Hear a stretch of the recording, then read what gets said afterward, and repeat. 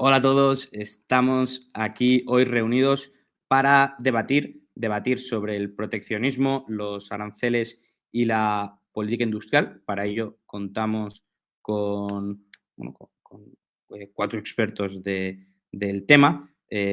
Contamos por un lado con Óscar Carreiro, quien es profesor en la Universidad Rey Juan Carlos. Junto a Óscar contamos también con Juan Ramón Rayo, que es profesor en la Universidad Francisco Marroquín. Ellos dos van a estar de un lado, principalmente, van a estar, intuyo que, defendiendo el libre comercio y siendo críticos con tanto el proteccionismo de nuevo, aranceles, como con la política industrial. Y por el otro lado tenemos a Eduardo Garzón, quien es profesor en la Universidad Autónoma de Madrid, y a Brigada Antifraude, o Luis, quien se dedica a la divulgación de economía y política en su canal de YouTube. Porque, bueno, parece ser que fueron temas que algún día en la ortodoxia económica estuvieron claros. Se decidió que el libre comercio era siempre positivo, pero con la evolución, con el paso del tiempo, ¿no? Son cosas que tiene la economía, que hay debates que vuelven, y es un debate muy actual, muy vigente, muy en boga, sobre todo pensando en la reelección de Donald Trump en Estados Unidos.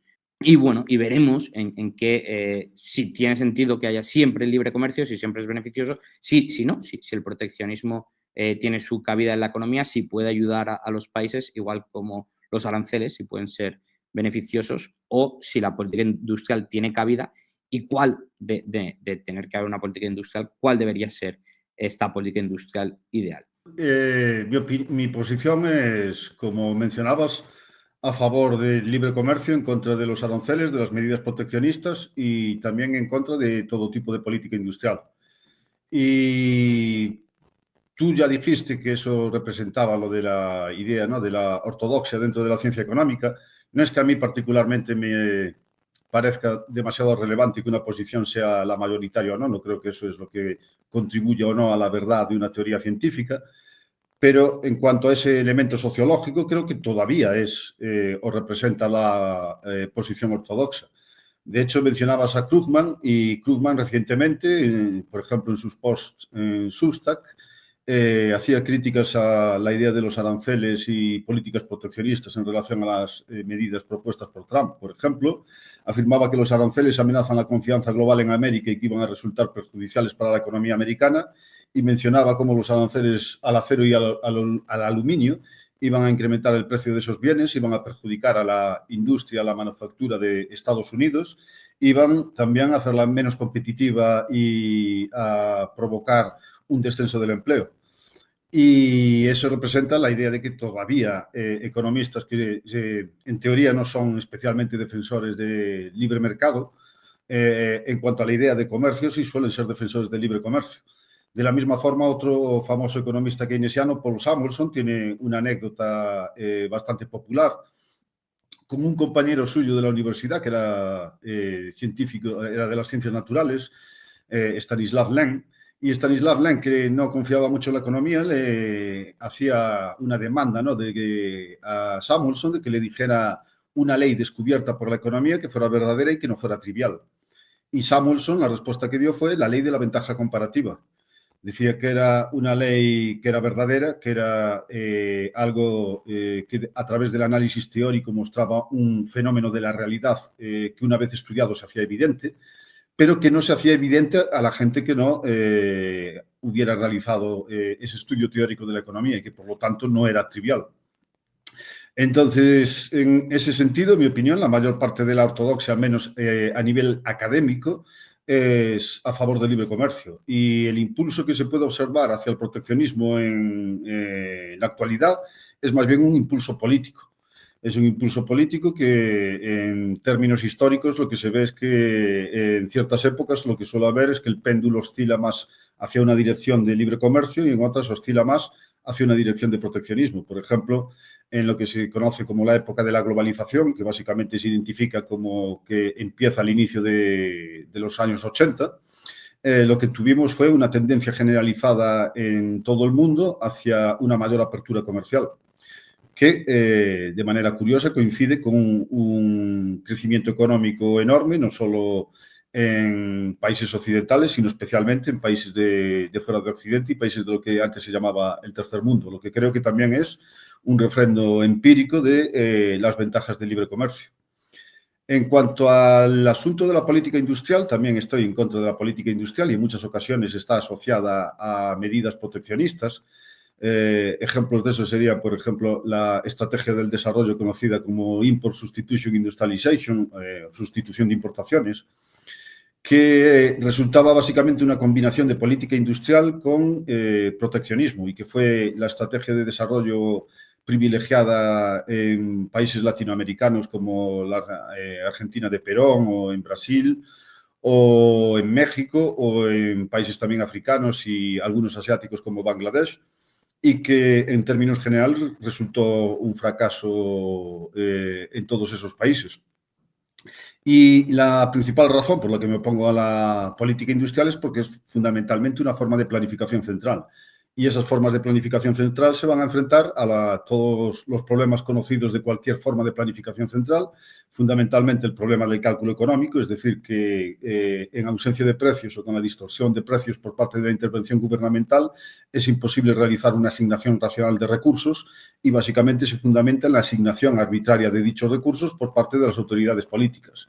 Además, provoca distorsiones en la transmisión de información y genera comportamientos de corrupción, que eso fueron los estudiados por la Escuela de la Public Choice.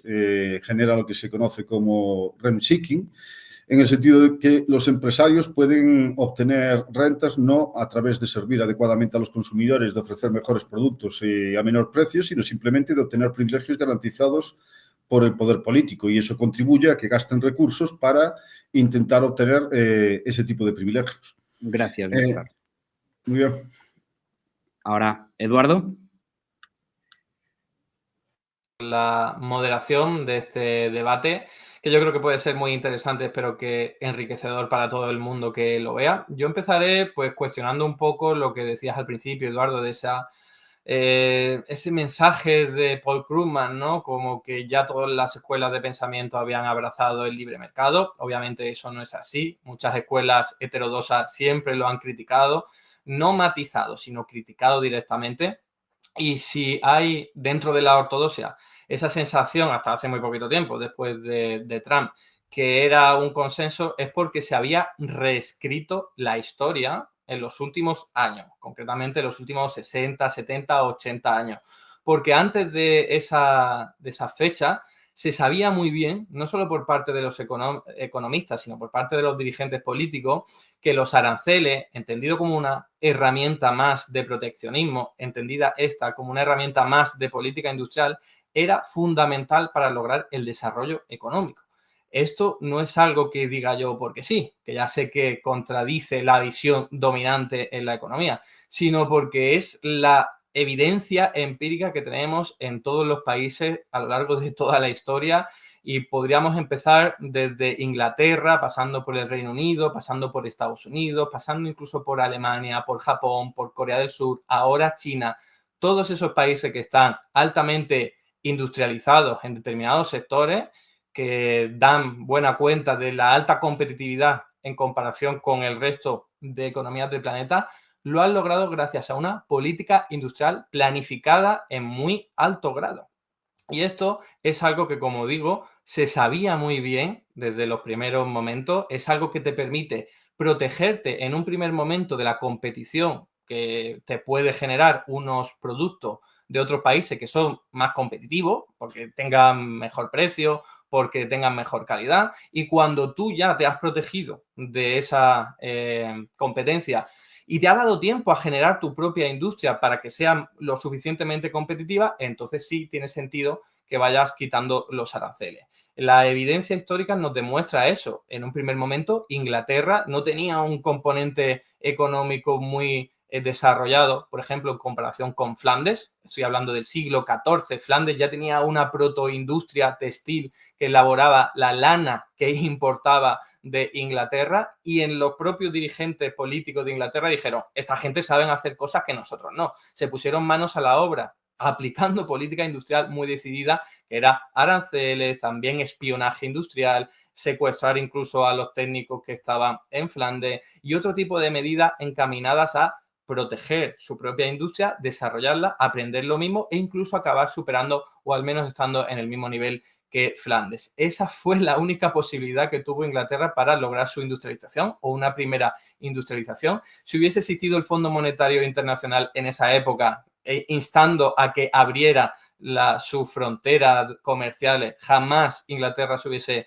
desarrollado. Y no solo lo mismo, no solo con Inglaterra, sino que lo mismo con Estados Unidos, lo mismo con todos los países que he dicho, que para poder desarrollarse y competir con otros, primero cierran sus fronteras comerciales y aplican políticas industriales y proteccionistas de todo tipo. Y cuando llegan arriba, y voy terminando con esto, lo que hacen es exigirle a los demás que tiren su protección, sus barreras arancelaria, porque cuando ya has llegado arriba, ahora sí te conviene el libre mercado. Y eso es lo que explica que Estados Unidos, cuando llegó arriba, después de muchas décadas de un arancel promedio de más del 40%, desde 1860 hasta 1930 y pico, Estados Unidos era uno de los países más proteccionistas del mundo, logró desarrollar su industria a unos niveles muy exagerados hasta llegar a ser la primera potencia mundial, y entonces ya sí fue promulgando por ahí el libre comercio, obviamente para que sus productos invadieran el resto y así el resto de países no pudiesen